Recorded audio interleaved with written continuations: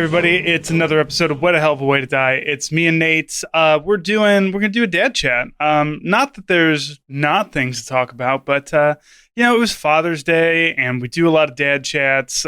Even though Nate is more spiritually a dad, but really that's just like any white dude that hits their mid-30s starts to kind of become a dad. I wound up having a surprise phone call with a friend of mine who is a dad. He's a bit older than me, and was asking for my opinion on things. And I was just sort of like, I feel as though I'm achieving unofficial uncle status.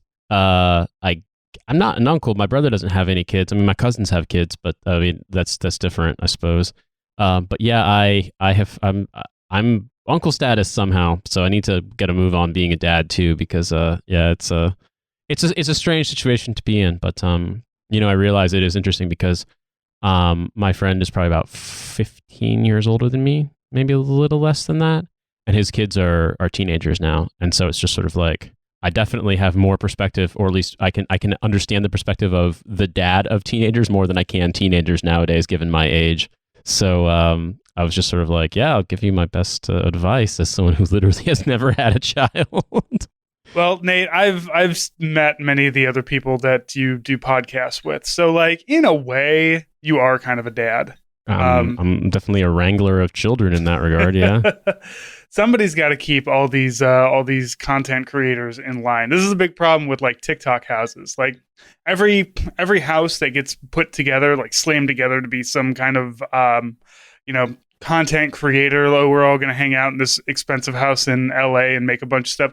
There needs to be a dad there. There needs to be like kind of a curmudgeonly, like 45-year-old who's not part of anything, but is constantly just saying, you guys need to chill the fuck out. You're going to light this place on fire. Stop it. Yeah, there's a part of me that's like, I wouldn't want to set foot within a mile of a hype house or a TikTok house, but someone does need to make sure they do their chores and that they get to bed on time and don't eat food that's going to give them a tummy ache. So I do understand that. I personally am contending right now with an age-old issue, which is I'm currently dealing with, I think, a combination of hay fever and the fact that the air quality is quite poor here right now because we've been having very hot, dry weather. And also on Friday, I was cycling home and it was very hot. It was the hottest day of the year so far. And when it's that hot, even late at night, there's still like swarms of bugs out. Normally, because of how the temperatures are here, once it gets dark, it cools off a lot and the bugs aren't as active.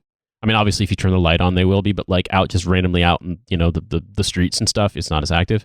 And you can probably tell where this is going. I fucking inhaled a fly, bug, some kind of gnat straight into my lungs. And it's basically, as I understand it, if that happens and it gets into your lungs, you sort of experience a sort of immune reaction as your lungs kind of try to like rid itself of the stuff that's in there, which is comparable or similar to asthma symptoms. Not necessarily an asthma attack, but like symptoms of difficult breathing that one experiences with asthma. So chest tightness, wheezing, coughing, etc. So as I said, I'm dealing with this right now. But you're like you're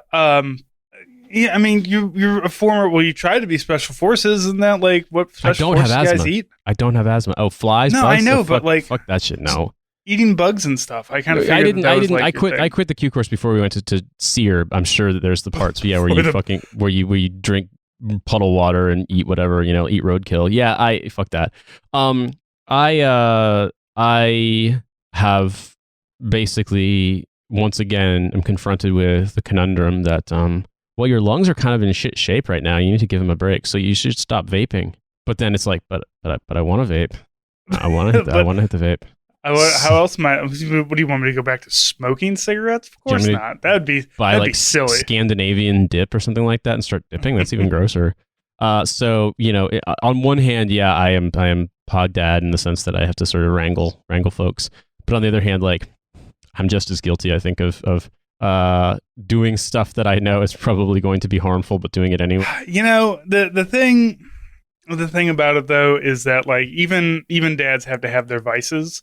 I smoke weed now, and I was in the same boat, like where I didn't have COVID, but I had kind of a chest infection that stayed a lot longer, and I eventually had to go and like get some medication for it to knock it out, and I moved over a little bit more to edibles. I am learning to enjoy edibles, but goddamn that vape, and also like it's summer and like when I'm walking the dog in the afternoon, like the early evening, and it's sunny and it's like just that perfect amount of warm.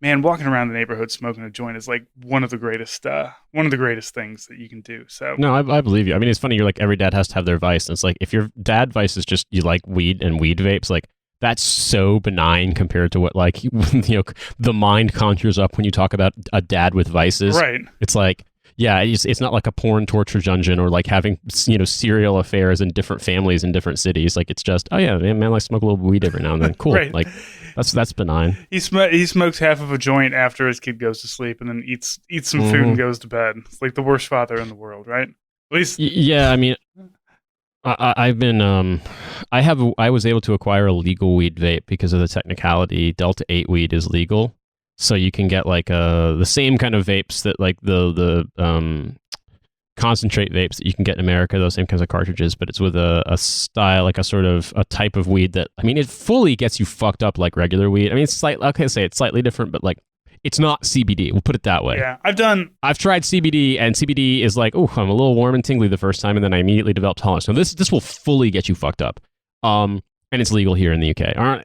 Yeah, it's legal. It's definitely legal in America, which is very funny because like when you try it, it's like, okay, it's not the same as like smoking fucking like a bowl of White Widow or something like that, and just getting completely like astronomically baked, but you still get fucking blaze. Like it reminds me of the quality of weed that we smoked in high school, which nowadays I think would be fondly recalled as mids. It is that strong. Like you definitely get blazed off it, and it's legal.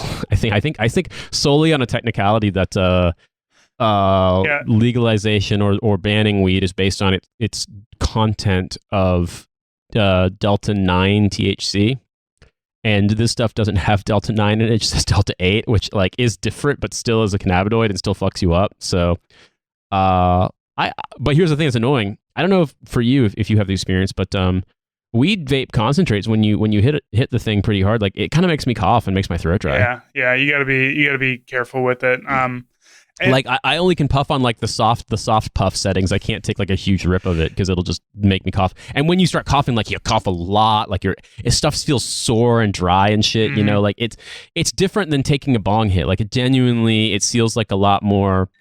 Like you don't get dry mouth, but you get like this kind of like sore throat. Kind of part like poached lungs kind of feeling. It's weird. Yeah, I don't know if it's like if it's being heated too much, but yeah, I definitely get that problem. And like there's so many different kinds too. Like there's the live resin stuff, which is just like, no, we just like squeezed a bunch of weed juice into here, and then but you've got your normal vape, which is no, we extracted stuff.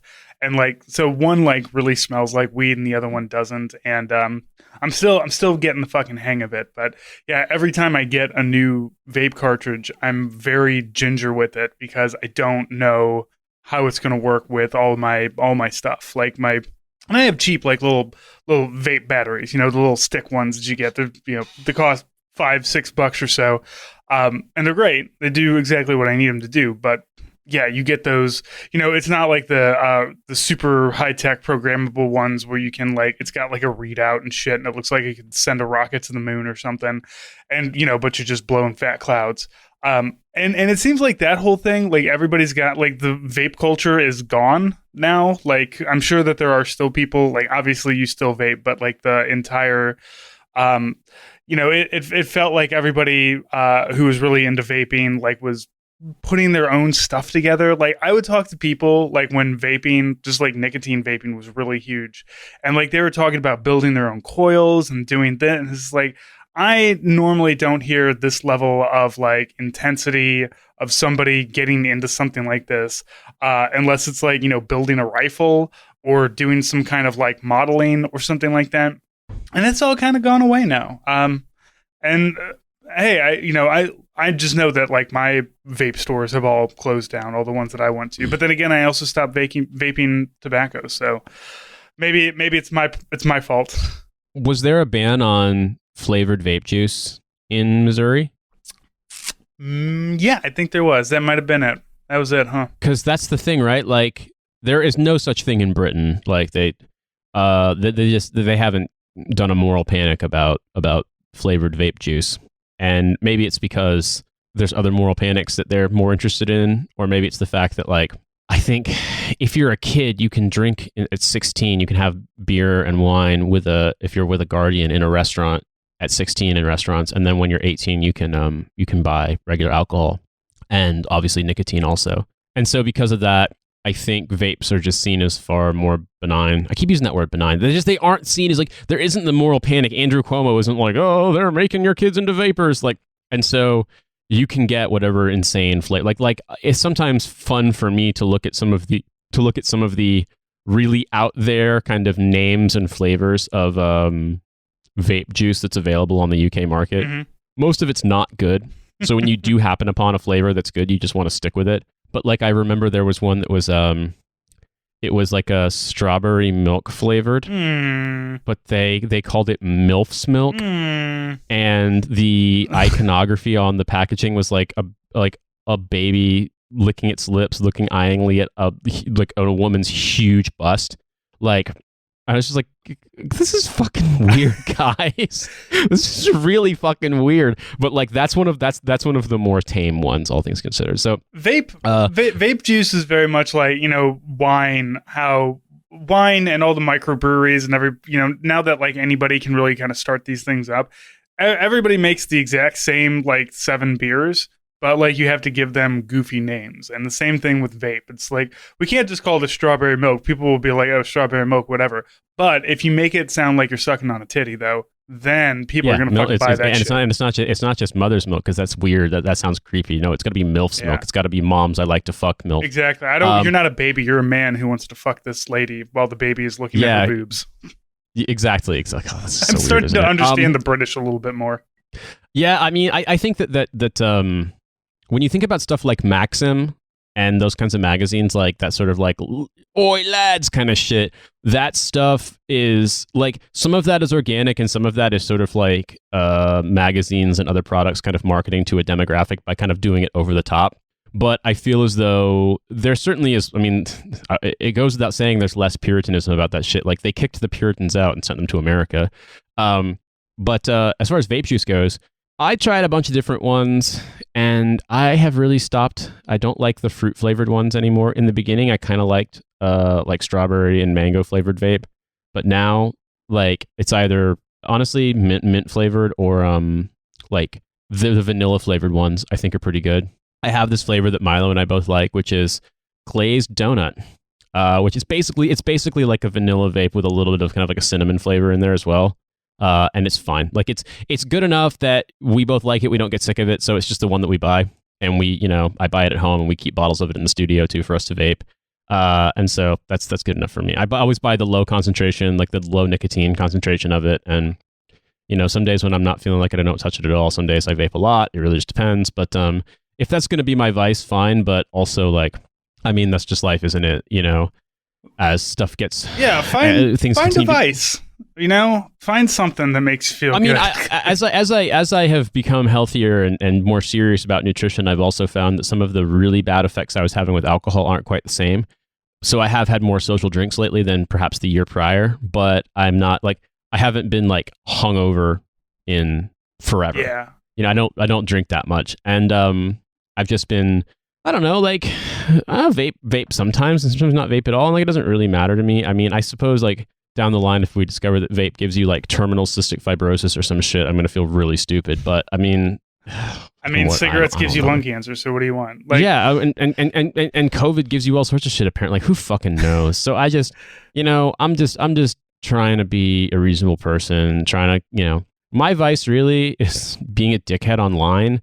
And that's the one that I really like want to keep under control, because I feel like all that, like, it's funny, don't get me wrong, but we've all long since acknowledged that it doesn't really accomplish anything. It's just sort of like people on your side, take stock from it, laugh at it, enjoy it, but it doesn't accomplish anything. No, and I feel like if it becomes makes you mad.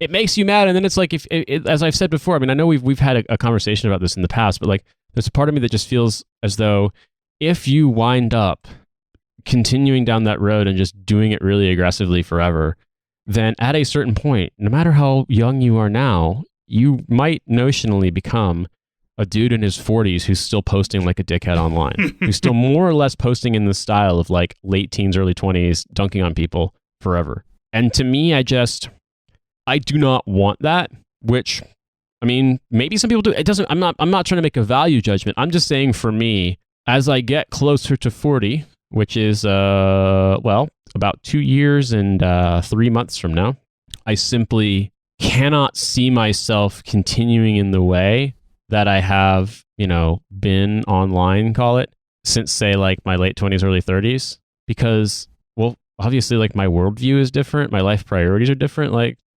shit changes. You get older. Like, who cares? I don't even mind getting old. Honestly, I really don't. It's nice. Like when I see about all the pressure and shit, like we were at Hussein's wedding and like on Sunday and just chatting with my co-hosts about stuff like their experiences dating and things like that. Hearing about that shit, I'm like, man, fuck, that's awful. I don't want to deal with that ever again. Yeah. The thing is that when you do start to become older, because I'm less than a year away from 40, and I will always post. I will always post because I'm having fun. If I'm not having fun, yeah, but you absolutely post like a dad though. That's the thing. Yeah, I do post like a dad. I still post like angry fucking like grad student who's definitely not going to get their PhD. Like, let's be fucking honest. Yeah, I do enjoy dunking on people, but I have reined a lot of that back. But the thing is that once you reach our age and you start looking down, 40, and like 40 is middle age. 80 years old is about the best that anybody can hope for out of this one. So, but the thing is, Nate, is that you and I have some kinds of successes to us, like the podcast, you have your whole own business. I have my own business, family, friends, things like that. It's like when you get to this age, you do miss being 20, but you miss being 20 in your time. Like, I don't want to be 20 now in the year 2022. I want to be 20 years old again when it's, 2001 or whatever. Pre 9/11. I want to be pre 9/11. I want those halcyon days of listening to Jimmy Eat World's Bleed American right before 9/11 and be like, nothing's ever going to get worse. Right. It's only going to get better from now on. Rocking out some Rage Against the Machine, thinking that like everything's going to be great and wonderful. And you get to this age and hopefully, you have at least made some accomplishments that you can feel good about and then continue on. Because don't ever think that like at the age of 40, you got to stop doing something. Like Colonel Sanders wasn't the colonel until he was like in his 50s. So we all got chicken to sell and we got, people that we can be. I mean, I want to say it was Toni Morrison didn't publish her first novel until she was like 48. Yeah. And it's like, that doesn't necessarily mean that you're Toni Morrison or I'm Toni Morrison or anyone's Toni Morrison. She was a tremendous writer. But it doesn't necessarily mean that your life's over. And let me be perfectly honest with you, having navigated the world of creative writing, literary fiction, having done an MFA in my 30s, because I started the program and then like a month later turned 30. There's a lot to be learned from having the time to be able to devote to it when you're younger and you may not have as many responsibilities. But in terms of like your actual artistic perspective, I think that like it's good to have lived life a little bit. And as such, my perspective is like, I don't feel as though I want to publish books. I want to write. That's one of my goals. And have them be at least well enough reviewed and well enough sold that, I can continue. It's not like a big commercial mistake to allow me to write a book. But I think that I'm not really in a hurry because I feel as though, and maybe this is an excuse for just being lazy and not being disciplined with my process. I'm doing a lot of shit right now where I feel like 5 years from now, 10 years from now, I'm not really going to have the latitude or bandwidth to do it. Does that make sense? Yeah. Like we expect that we want to try to have kids or adopt kids. Like I'm going to be busy. Like we're trying to do a Trash Future tour of Australia in November. And like, I don't really think I'm going to be able to tour Australia once we have kids. Like, I can't imagine my wife's going to be like, yeah, Nate, you can just leave me with fucking probably very, very young child for a month while you go have fun in Australia and I fucking both work and change diapers. Like, she's going to be like, you need to find a new wife. Like, find yourself an Australian wife, dumbass. So hey, look, my wife let me in 2017 when I told her, hey, the Army wants to send me to Japan for 15 days. And I know that we have like a very small child. And my wife doesn't go into an office. And at the time, she did not have the business built up that she does now. So yeah, she was like, yeah, fine, go ahead. And I'm sure it would be easier if you had like some family there. But unfortunately, it sounds like Cynthia's only like her secondary after you is like Milo, which is a real dip in I'm not going to say that Milo can't. I'm not going to say that Milo shouldn't. I'm just going to say that when it's your child and it's your only child and it's your firstborn, and actually Milo's going to be with you anyway, so it's not going to matter. She's not going to have anybody. So yeah, you can't fuck off to Australia for a month while she's got a kid. What are you thinking, Nate? God damn. Be a better dad. No. I could potentially ask my mom to come and help out, but that is obligating my nearly 70-year-old mother to fly from Southern Indiana, probably to either Chicago or to New York, and then subsequently 7 hours to London, and then come and be here and deal with a baby or a small child. So yeah, like your mother would. I bet your mother. Like, I don't know your mother, but I know most grandmothers. I think she'd be okay with it. But also, I know. I think she'd be okay with it in the sense that, like, I think that she doesn't want to jinx it. She's given up bringing it up. But like, if we actually have a kid, she's going to be like so beside herself happy. Mm-hmm. So I mean, yeah, I get it. But like, it's one of those things where I simply don't. I recognize, like, even if that was a thing you could make happen, there are a significant number of things that it's going to change as you get older. And so, like, the level of what we're doing now, the risks we're taking or that we've taken in the past, the sort of, time that we are devoting to certain projects, it would be a little harder to do that when we get older. And so I'm kind of grateful that I've got the time to do that. And like, yeah, I could be trying to write, very important leather-bound books, but really I have ideas, and also I look back at some of what I thought were really insightful ideas for books back when I was in my late 20s, and I'm like, that would have been shit. That would have sucked. I knew nothing of the world. Like, I'm glad that I'm getting some kind of life experience, if that makes sense. Mm-hmm. I highly recommend everybody wait till their 30s till they become parents, especially like if you are somebody who has the time and the ability to go out and do stuff. Like I always tell people, you should travel around, and even if it's not, travel overseas, you don't have to go visit Paris. Go dick around in your own state and find some stuff. And you can do that easily with a kid too, like eventually. But like, I love my daughter, but it does definitely make you rethink a lot of stuff that you end up doing. Like you said, like I have no problem going to Texas for a couple of days for work. That's not a big deal, but I do worry about it because, my wife and the kid and the fucking Pyrenees and 2 cats all by themselves while I'm gone. And, they're fine. They can deal with it. It's not that big of a deal, but, as the dad, I worry. I want to make sure all my ladies are taken care of. But yeah, there's absolutely no way I could do, hey, I'm going to go, fuck off to Australia for a month. And, but the great thing is though, is that, if you'd already fucked off to Australia when you were 25 and gotten that out of your system, then you wouldn't have a problem with it. You should have done it. You should have done it 15 years ago, buddy. I did it when I was in the Army. Yeah, there you go. For work, I was there for about a month, but I wasn't really in like the cool part of Australia. I definitely enjoyed it there, and I definitely wanted to get back, but like, it's just really far. Yeah. I would also say too that, a friend of mine once was like, well, he basically said there's one of 2 ways I would go about it. He's like, either wait until your 30s to get married and have kids, or get married and have a kid at 20, so like they're out of the house before you're 40. And I was like, I look back at my, call it emotional and social maturity at age 20. I also think back about when I was 21, when like it wound up not being a thing, but call it in the sanitized version of the story, birth control failure and pregnancy scare with my girlfriend at the time when we were both 21. I think back to like what kind of a parent I think I would have been if we had a kid, and like I don't think I would have done a very good job. I would have like obviously loved my child unconditionally and everything. I would have tried to make it work both as parents and potentially make that relationship work, although I don't think it would have. But I don't think I would have been a very good parent regardless. I just think that like I think that I'd like to hope that I benefit from some experience. And I'm not saying that's the truth for everyone. There are some people that just like that common sense, that ability, sort of that wherewithal, like clicks with them, the priorities in life. Like they don't have a problem shifting things to accommodate stuff.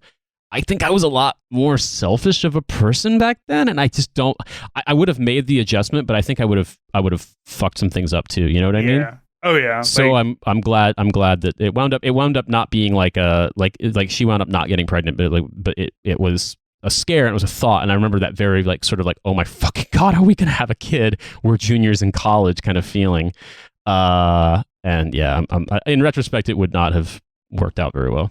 Yeah, I'm kind of the same way. I wouldn't have had the patience that I did now, and especially it also very much helps that I married somebody who is, very well grounded and forward thinking on a lot of things. Because our kid has pretty I don't know extensive what, but she has ADHD and very likely on somewhere on the spectrum too, and that is not an easy thing to deal with all the time. So and at the age of like 24, I don't think that I would have had the same patience and understanding and abilities to do these things as I do now. And and that is just a personal thing. I don't know about the rest of you, and maybe you were better when you were 22 than you are in your late 30s.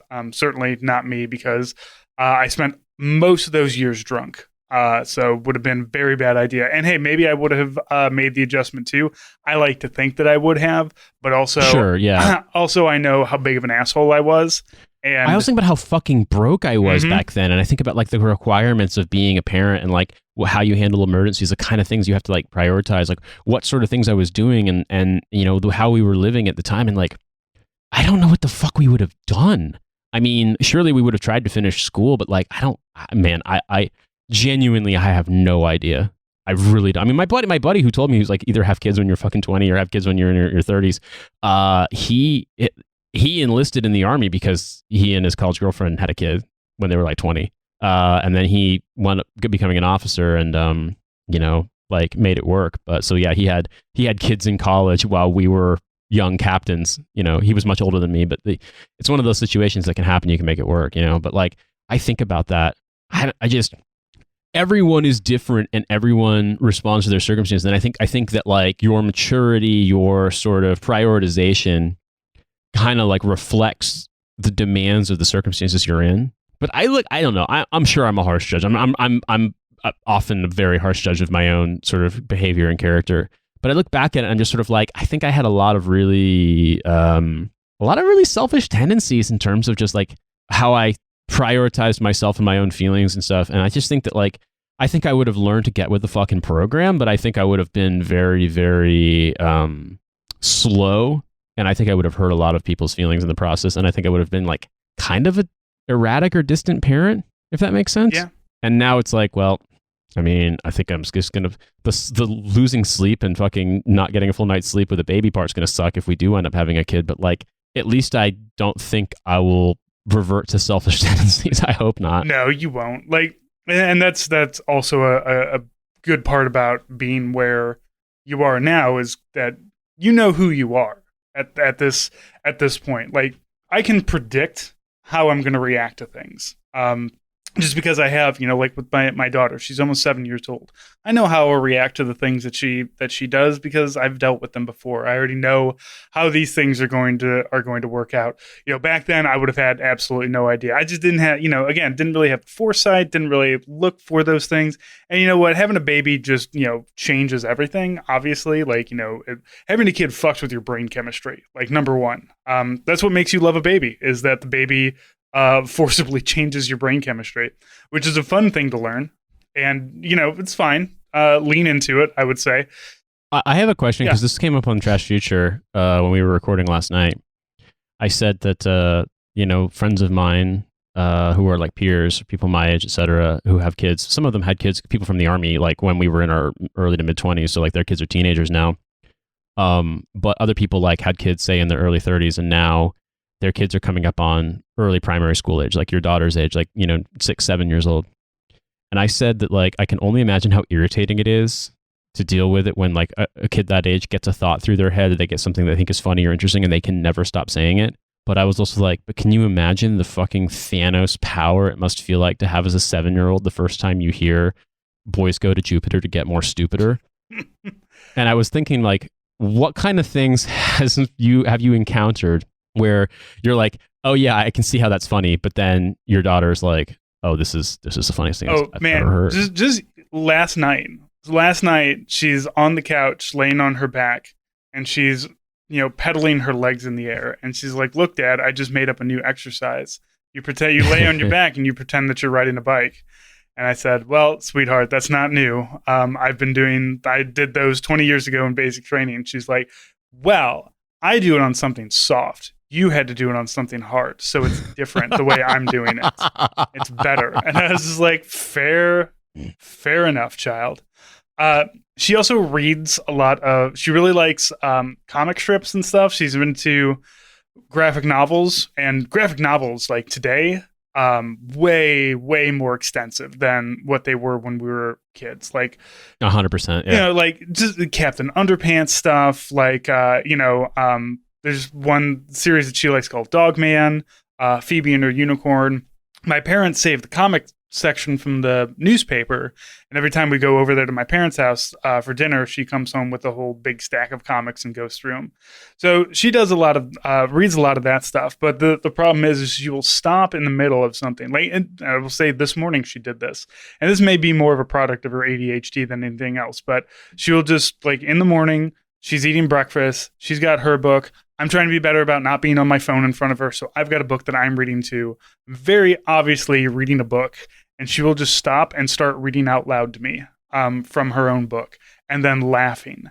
And the thing is, she's a very strong reader, but she's not super strong at reading out loud. So it is still, it's the cadence isn't necessarily there. She doesn't have the, it's because it's practice. She's only 6. She hasn't fully gotten there yet. But and like, part of you is just, you want to look at the kid and you just be like, I am fucking reading. Shut your mouth. But also, you can't do that because she wants to share something with you. And it's really great that she wants to share something with you, and the thing is if you tell her to stop sharing things with you now when she's 6, she's not going to share things later with you when she's like 16, 17, when it's important that she's sharing things with you, concerns, fears, things like that. So that I was going to say you're a lot more patient of a parent than my parents were. I think we all are trying to be more patient than our own parents were, but the only time I think I ever got away with anything like that was when my parents just thought it was so funny how badly I mispronounced stuff. Otherwise, they tell me to stop talking and stop interrupting or go to my room. Look, I was child number 3 for my parents, and like I was born right when my older brother was joining the army. So like, oh, wow. They hit a hard reset button when I was born. My father was 41 when I was born, and my mom was 39. So I've always had the elderly parents who were just like, dude, whatever, man. Like they were always very permissive with me, because at that point they're just like, look, we know what we're doing. You had your brother. My older sister was my older sister. She's got her own problems, but like my parents are just like, I don't know, just don't set anything on fire, man. You'll be fine. Yeah. Meanwhile, I was the youngest, but my brother is 2.5 years older than me. So we were, everything was sort of the same time, being little kids, being preteens, being adolescents, teenagers. Yeah. Same thing. And my brother was a huge pain in the ass. Sorry for listening, Chris. Huge pain in the ass. And so I think my parents we eventually settled into a pattern in which, my brother kind of absorbed all the attention, and I did everything I possibly could to avoid the attention of my parents, which was fine until it wasn't fine in terms of like life decisions. But that is a topic for another day. I was just thinking about reading. I want to say it was like either a children's Torah or a children's Bible when I was a kid, and I couldn't pronounce things. Even I could understand what was going on, but I did not know how to say the words, especially biblical names. So I remember the story of Nebuchadnezzar, and it was good luck with that one. Trying to pronounce Nebuchadnezzar as a 6-year-old, and I was just like, "What's this?" I'm reading this story about Nebuchadnezzar's madness, and my parents lost their fucking minds at me saying it that way. So, my Lily's, because she mostly learned to read herself. Another thing is that one way that she really learned how to read was that she would get a Harry Potter book, and then we put the Harry Potter audiobook on, and she would read along with it. Boy, she learned a lot of that like she did that for a month. Bad British pronunciation. a little bit. She likes this. For a while she said that things were very brilliant when they were good. She's like, oh yeah, it's great, that's brilliant. Brilliant. Now I will say also, if you have a friend and that friend has a kid that is getting to that age of starting to learn how to read and everything like that. I know that like it's funny. The funny idea is to get your friend's kid something that makes noise, right? Like a drum set or a xylophone or something like that. But there's a sneakier way to do this, and that's to give the kid a book of jokes. Jokes that are specifically for kids. We went through about 4 straight months of knock knock jokes with Lily. And the problem is that for a while she didn't understand how they worked. She didn't understand comedic timing. It took me weeks to get her to understand the interrupting cow joke. Like where she would wait until and the thing that killed me is like, child, you interrupt us constantly. You are always talking over me and mom while we're talking. And yet the joke that requires you to interrupt us, you stop and you wait for me to finish the thing. And then you yell moo at me. So my buddy had one that I think you will appreciate now, even more so when we were teenagers. So it goes, knock, knock. Who's there? Kid with ADD. Kid with ADD. Want to ride bikes? I should teach her that one. The knock knock joke that I finally got her to understand was confused dog, and then when you say confused dog who, you meow at them. And, That's good and one, she yeah. finally, because we have dogs and cats, she finally like that one took. But yeah, and also St. Louis has a tradition of on Halloween when you're doing trick or treating, you have to tell a joke. I don't know why, but and it's only in St. Louis. Not you tell a joke, you get the candy. So every like when, and let me tell you something about a thing that prepared me for fatherhood was my in-laws have a house that's on like the busiest trick or treating street like in St. Louis County. They live right on it. My in-laws do not like Halloween, so a lot of times we, my wife and me and some of her friends would go put a little fire pit out on the driveway, hang out, give out candy. And I mean, I'll tell you, we would get 300 to 400 kids that came through. And you get 400 kids, but you only hear about 17 jokes. So go ahead and do that math. That one's a lot of fun. Some of the ones so bad. Some kids came trick or treating here, and I was just like, I'm so sorry. I didn't realize people did this in this country. It's a very strange thing. Some of the ones that really stuck with me are how do you wake up Lady Gaga? You poker face. Oh my god. Yeah, see, this is and I always appreciated like the 12-year-olds who would push the envelope. Like, where does the pirate keep his buccaneers? I don't know. On the side of his bucking head. well done. So you know the eventually you do like and Lily would just read these jokes and find them endlessly hilarious, and then come to us and then do, you know, knock knock, who's there, let us in, it's cold outside, and just fall on the floor laughing, and you have to do the strained kind of like, hey, yeah. It's also very funny when you get unintentionally owned by a child that age. Like getting owned by a teenager is one thing. At Hussein's wedding, I got to say hi to his cousin, who was like sort of our intern for a while, because he got Fresh Prince of Bel-Aired from Canada after getting in trouble in school and had to go work with his aunt and uncle at their business when he was 17, turning 18, and he spent a lot of time with us in the studio helping us with podcast production. And now he's 21 and he's training to be a commercial pilot, but getting dunked on by a 17-year-old like is just very funny, because it's just very, very, very casual, kind of like from the corner observation, being like, and then they say something completely devastating to you, or just like very, very observant. Is just very funny. Like one time, I remember having a conversation with someone about, I can't remember what it was. Milo was talking about this girl that he was dating, letting him try out a Juul, and then Naeem was just like, yeah, low key, a year from now, Nate's going to be a hardcore vapor. I can see it, and he was right. And I was like, you motherfucker.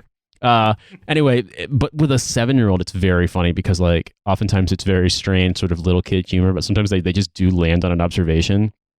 I used to help out this, I was an instructor at this nonprofit that was doing creative writing, like courses, you know, seminars for veterans, family members, people in the New York City area who were like related to the military, had been in the military and stuff like that.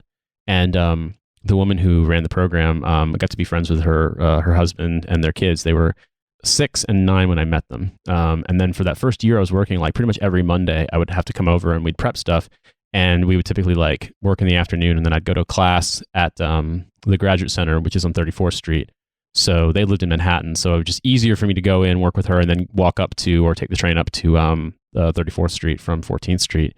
And so we'd go pick up her son from school, and he would be around, and we'd be working and stuff like that. And we got to be, it was sort of like, kind of like constant companion was this 7-year-old. And one day he was like, I'm gonna make fun of you. I'm gonna come up with a mean nickname for you. And I was like, all right, buddy, give it your best try. And he was like, mirror eyes, was wearing glasses. And I was like, no, that's not very good. He's like, all right, carrot top. And I was like, oh, that's, people know that one. He's like, all right, iPhone looker. And I was like, fuck, you got me, you little bastard. I do look at my iPhone. I do look at this iPhone a little too much, don't I? And I was like, oh, maybe a little too harsh there, buddy. He's like about to start high school now, which makes me feel really fucking old, because I don't feel that different than I did from back then, whereas like he was emphatically a little kid, and now he's gonna, in September or in August, he's gonna be in high school. So it's just like, fuck, we're getting older. Yeah, my nephew is he's 28 now. And just, remember when these kids were born, and now they're, Scotty joined. He has already joined the Army, gotten out of the Army, and joined the regular workforce. Like, in all this time, it's like, shit, man. But I went to dinner. I had dinner with my parents yesterday, and my father just turned 81, and he still looks pretty good for 81. So I'm gonna hold out hope, because I've been really like leaning into just becoming my dad at this point, because I don't think my brother's not going to do it. My sister's not really going to do it. And like, now I wake up and I look at myself in the mirror and I see like my hair is just got sleep hair, and it's all sticking up, and just like eternally like what my father's hair looks like. And all I want to do is get outside and work in the garden before it gets too hot, and then watch Netflix, and then, have dinner and go to bed. It's like, damn it, I'm an old man now. Like, I'm spiritually an old man. And I'm going to tell you, man, it's great. It's really nice. But I still go run every once in a while. I still go work out. So highly recommend my bike all of to that. The studio, probably about 4 days a week now. I try to go running when I can. I try to go swimming when the weather's good. There's an outdoor pool pretty close to here, so to the studio. So I try to go do that. My dad was pretty fucking yoked when he was in his late 30s, early 40s, because he was still in the Army, and he was always like PT monster when he was in the Army. So I would it would be a challenge to get to the point where I'm resembling my dad in that regard. But in terms of dude, it catches me all the time. I find myself like saying stuff, the way I react to things, to people, like the expressions I use, like the intonation of my voice. I don't look like my dad, because my dad's can tan much darker than me and has black hair. He has gray hair now, but he had black hair when he was younger, and he has brown eyes.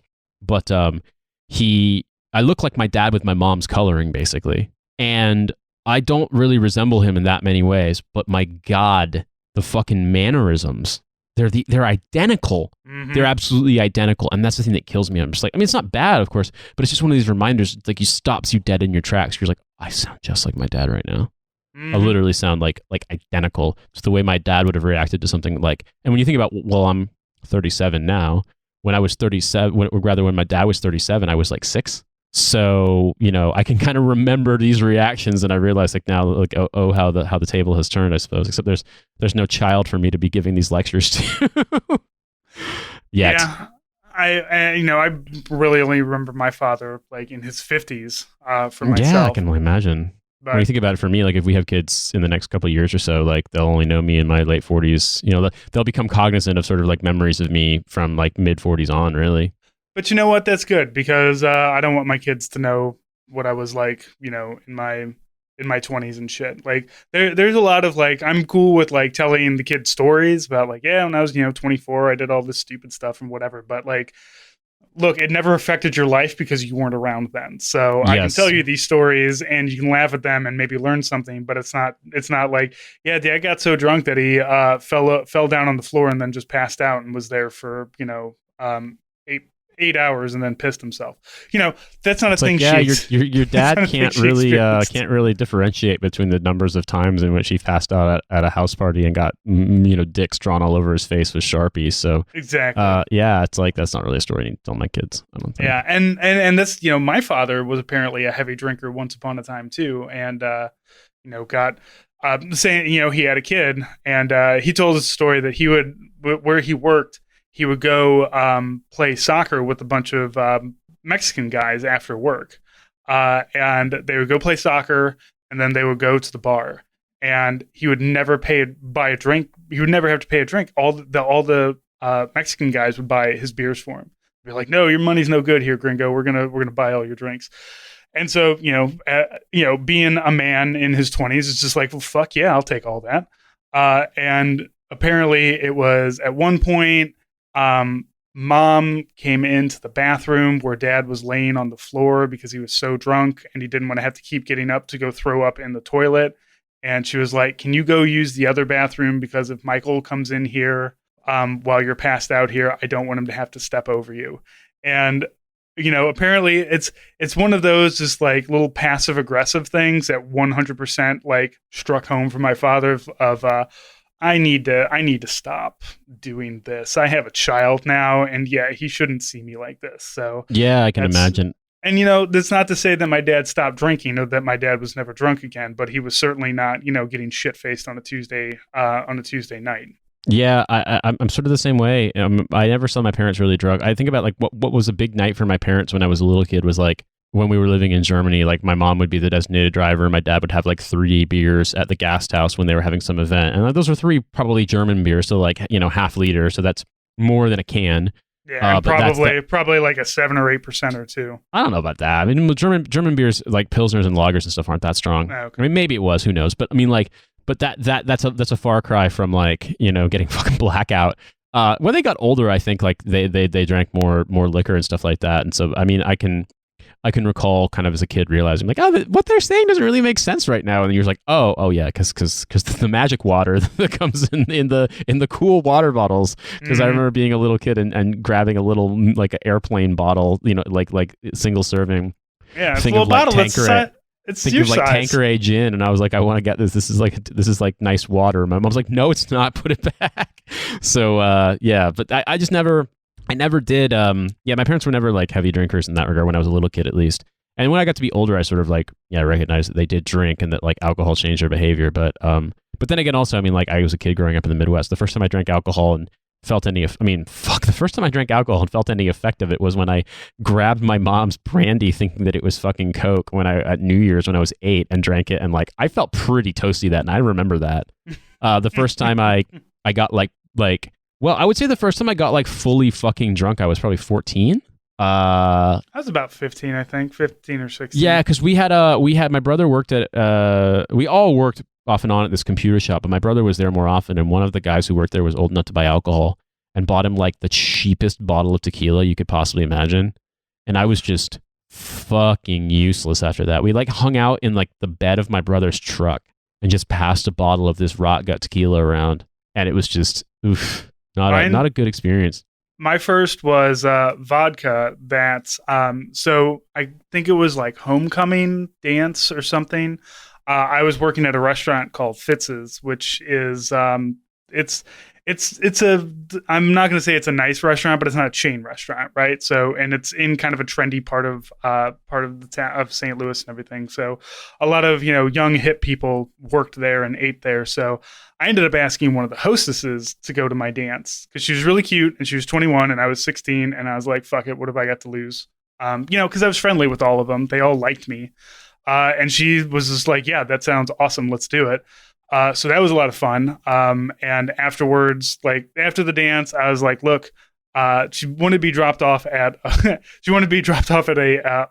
older people party because obviously she was 21, so she wanted to go like drink with like normal people afterwards." But she stopped and she bought a bottle of Smirnoff for me to enjoy with my friends later, and then we ended up driving around. Well, I dropped her off, and then it wasn't for like another couple of weeks that me and some friends got together and drank we got orange juice and drank a bunch of screwdrivers and played Super Smash Brothers on the 64 until we fell asleep. Yeah, exactly. Like the most quintessential fucking 90s drinking experience. Maybe you can help me out. There was I know there was a kind of 0-calorie Coke that wasn't Diet Coke or Diet Pepsi, but it wasn't like Pepsi Max or Coke Zero because those hadn't come out yet. It was like Pepsi free once upon a time. Maybe it was Pepsi free. I just remember like it was emphatically not regular Pepsi. And I think I can recall mixing that with vodka when I was like 13 or 14. I mean, in a way, it's like my parents hid the alcohol in like the coat closet and they thought we wouldn't see it. And I'm like, I put my fucking coat in here every day when it's cold. Like, I see the bottles. I'm not an idiot. And so, like, yeah, I would snag a little bit. But like, that was like give you a little toasty feeling. That I wasn't like getting hammered off that.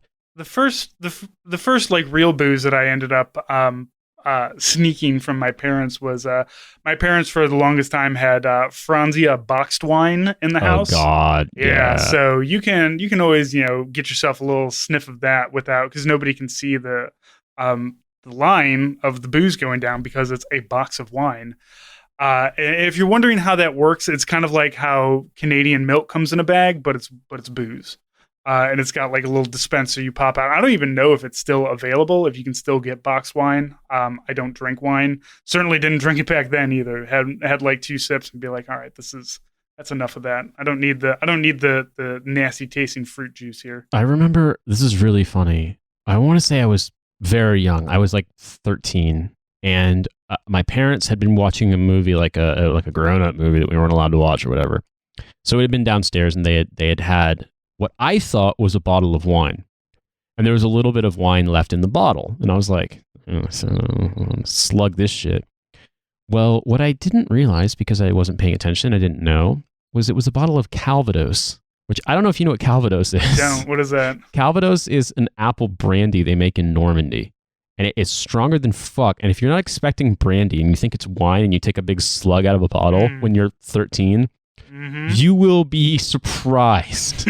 And it's not quite as bad as, say, 151 or Everclear, but it's fully like brandy. It's like, I think it's like 40 proof or 60 proof or something like that. Maybe even stronger than that. But it's definitely like it is alcohol. And yeah, not a good experience. I got owned by my parents. They left an alcohol booby trap for their curious young teenager. I don't know if I'd do that. I think also it depends if we're living in not America if we have kids, because it's like alcohol's just done differently here. You know what I mean? Like, it's not really that out of the ordinary for like at a, call it like a holiday dinner for a kid to have a glass of wine. Like, that's pretty normal. Like, you're not like getting your kid, like your 4-year-old fucked up, but like a 9-year-old having a small 9-year-old size glass of wine is pretty normal. Whereas in America, that's like full on fucking Christopher Rufo writes a fucking scare piece about you and the New York Times pretends it's normal. You're an alcohol groomer or some shit like that. So I don't fucking know. One of the upsides to having a kid that's on the spectrum is that she really loves following rules. So I don't really have to worry about her ever sneaking my stuff. At least I hope not, until she hits puberty and decides that she wants to be a stoner too. And like, hey, just at least leave a joint for dad. God damn it. Yeah. Don't smoke all of dad's weed. Leave him a little bit. Well, go ahead. I was going to say Happy Father's Day to all the dads and all the men who are spiritually dads, all the women who do all the dad work. Being a mom or a dad, like, definitely they are 2 different roles in a child's life. But shout out to the dads who have to fulfill mom roles and the moms who have to fulfill dad roles and all the single parents. And there's a lot of importance of these people in a kid's life. So if you are that person, being a parent, being someone, a caretaker in a kid's life, it's like, respect it. It's hard. It's not easy. So like, always get a shout out to all the people, unless you're a piece of shit. Like, then fuck you. You shouldn't have had a kid. Don't be a piece of shit. I don't know. Exactly. Yeah. So I had a bonus episode. Which one did you put You out? spoke with Steve Bannon about about Patriot Front and a lot of the white supremacist connections and the Proud Boys and stuff about January 6th, and just sort of figuring out why there are so many veterans in this and whether or not like these are people being radicalized while they're in the military. So it's a very interesting conversation. I will link some I will punch in about 10 minutes of that here, and then also I will link to it in the show notes. I know my place in life. I'm comfortable with where I'm at, and I'm comfortable with the forward motion that I'm making in my life. So I don't have this like, how do I fill in this this part of my heart that is so empty? Because I got a wife, a kid, a podcast, and a regular job. So I'm good. Yeah, see, you got stuff going on, and that is what we're finding. Again, very early on, I'll come back on in a couple months after I interview kind of more people and put out our big story on it and tell you what I find for matter of fact. But early on, yeah, it's people that don't have stuff. You have a podcast, a family, and it just seems like a lot of these guys they really just need a job that they don't hate. They need a dog. They need to do some yoga, and put themselves in a position where maybe they can get a couple dates from Bumble or something like that. And it really like it. I am oversimplifying it, but that is kind of what we're finding so far, Yeah. in terms of prevention. It's not the article of like, oh, these guys just need to get laid. They just need to have a No. purpose. They need to have, Yeah. they need to have something that's not this. And unfortunately, like there's really not anything that provides that. Like even and I like you get out of high school and American society, at least when I graduated high school back in fucking 2000, it's all right, you graduated high school, now you need to, move out of the house and you need to go to college or join the military or do this, do that. Like there's supposed to be these steps that you're supposed to take. And like even me, I joined the military because I don't want to go to college. Like I just had no idea what I wanted to do. I was 18 years old. The fuck do I know what I want to do? Didn't go to college till I was 26. But also there was still that like I have a place. Like I've never really felt I've never felt adrift, I guess. At least not to a point where I would be recruited on something like this. But then again, also media today and media in 2000, 2001 were not the same things. Like Facebook didn't fucking exist 20 years ago. Twitter didn't exist 20 years ago. I have to regularly turn like just You have to turn the TV on or open a newspaper. Like it's Right. just it's not just on your phone. Right. And it wasn't like a fire hose of information that can come from anywhere. Like, now I can read 100 articles from 100 different news sources with, easily now. Some of them, and of course, not all of them are going to be completely unbiased. You didn't have that back in 2000. I read Stars and Stripes when I was deployed because that's what I had. And so now like I say it's easy for me. It was easy for me to not get sucked into this, but like I don't know. Like now to be also fair, I have a great home life. My parents are both very left leaning. I don't think that like had things been a little bit different, I would have been radicalized. No, but I feel like it is a lot easier to radicalize, and that it's easier to get these people. And I want to know if that's kind of like what you and Goldstein kind of both agree on here, is that there's it's easier because you've got Discord, you've got Twitter, you've got Telegram, you've got Truth Social, whatever. You've got so many ways to get this, and there's no incentive to turn it off and go outside. Yeah, again, like the internet makes this way easier. Numbers for all these groups are going up every year. I think we saw in the January 6th committee hearings that when Trump told the Proud Boys to stand back and stand by, their recruitment tripled, right? And that is because clips from that, I mean, it was a broadcast debate with Joe Biden, but clips of that, they were shared all over social media. And then you got all these message boards and memes and stuff like that for people to connect. And what the internet does is if you have crazy ideas, it's really easy to find people who don't think your crazy ideas are crazy. Yeah, it's the entire basis of my podcast. yeah. And then that's sort of and that's kind of the other part that the military is sort of struggling with, going back to kind of like the messaging issue, is they haven't quite nailed down what they're looking for yet.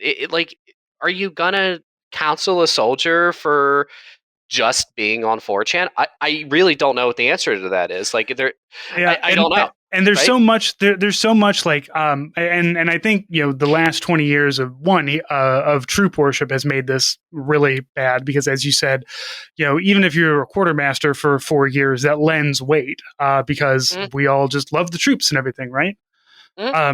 But yeah, and you take a lot of these guys that had minimal service, right? And that sort of tells me that they didn't like the military. Maybe they weren't good at it, right? Plenty of people listening, they have military backgrounds. Like, they know the guy that just, they weren't good at it, right? And that's fine, right? They didn't fit, but they didn't not fit so much that they got separated for unable to adapt. Yeah, but maybe they wanted to be good at it. Maybe they saw the military as this is my way into a group. It doesn't work out. They leave, and then you got this group that says, "Hey, we actually really value your military skills." The planning process. Tell us more about that. And this goes back to I wrote a story about the cadet in the Idaho National Guard that was a part of this Patriot Front group, and then it's very easy for people to giggle about a cadet, like, "Oh, how dangerous can that be?" But How he, dangerous can a literal leader, like an officer, yeah, be with that? Yeah, that's incredibly dangerous. Like, but right, it's like think about all the stuff that just the average person doesn't know. Like think of like something as simple as that a rifle needs to be zeroed. I don't care if you're good at zeroing or shooting, but it has to happen, right? Like think if you go to a gun store, so many rifles are sold without front or rear sight posts. Those are sold separately, but how many people buy those like just not knowing they need sights on them, right? That little bit of knowledge right there could be the difference between just a botched encounter with law enforcement to something that's deadly. mhm. So I guess where do if the military is trying to figure this out, who else is trying to figure this out to kind of stymie this? Because it's not, there are some soldiers in it, but obviously it's not just military. Like even if you removed all the veterans, you still have a white supremacist group here. Yeah, I mean, like I've seen no evidence the military senior leaders are taking this seriously. I've seen no evidence the DoD is taking this seriously. There was the extremism stand down after January 6th that Secretary Austin had, but I think you and people listening know what mandatory training is. It is either just it doesn't happen, or it's scoffed at, or some NCO walks in the room for 5 minutes and just says, "Hey, don't be a white supremacist. Hey, sign this roster that we did this." Like Yep. that's it. It wasn't. I've talked to a lot of people, a lot of different units, and I really have yet to find someone where that was taken seriously. And it's frankly not a unit's fault. Like you know about the stuff because you read about it. I know about the stuff because I report on it and talk to people. But just the rank and file, like they don't like the E6. They're probably not reading research from Rand on the Patriot Front. They're just not doing that, and No, that's but they know yeah. who the racists are in their group. Like that's the thing. The NCO knows who the trouble people are, Mm, and I think that there is a problem with the staff sergeant or maybe the squad leader doesn't grab this person by the ear and say, "Hey, stop it! I can see that you're obviously mm, becoming an insane white supremacist, and you need to stop." Or taking that up the chain. Like there, yeah. and if there's one thing I've learned about taking things up the chain, that's where things go to die. Mhm, If you can't yeah. if you can't solve it like where you're at, if you can't solve it with your captain and you try to go up higher, there's a very good chance nobody's going to give a shit. Because Right. I mean, what's the complaint? This guy is like really, he's really right wing. Okay, I mean, how many times in the military did we hear somebody casually just say like, "Oh, Iraq, we should just nuke it and turn it into a glass parking lot"? It's Yeah. literally a war crime. That's genocide. What you're advocating for. And I know that it's not like this person literally thinks that we should do that, but that kind of casual racism just Mhm, really opens it up for all kinds of other yeah. uh, other avenues to go down. Like, oh well, if it's okay to say that, maybe it's okay to say this, and maybe you find the people who are also saying these things, and therein, like the military. I know that as again, you say there's no evidence that says that the military is easier to recruit than anybody else, but I mean, I will tell you that like casual racism in the military Mhm, is very rampant and always has been, yeah. especially among the active duty and among the combat arms. And it's a lot of it comes down to like, well, maybe this guy's racist, but he's not racist here when we need him, so it's not that big of a deal. All right, everybody, as always, thank you for listening. You can find that and a lot of different, almost 7 years worth of bonus content on our show. And a lot of this dad content is there too. So if you like this dad chat, if you're like, man, I wish they would just sit around and bullshit more. Man, there's so much sitting around bullshitting and on our bonus stuff. 100%. So if 100%. if that's what you like, if you like to sit around and bullshit, if you like to hear that, whether it's with me and Nate or whether it's the Zoo Crew with me and Joe and Carrie, we got a lot of it, and we like doing it. It's a lot of fun. I like just having conversations. So, as always, thank you for listening. Thank you for your patronage in whichever way that you give it to us. And Nate, we'll talk to you next week. Yeah, have a good one.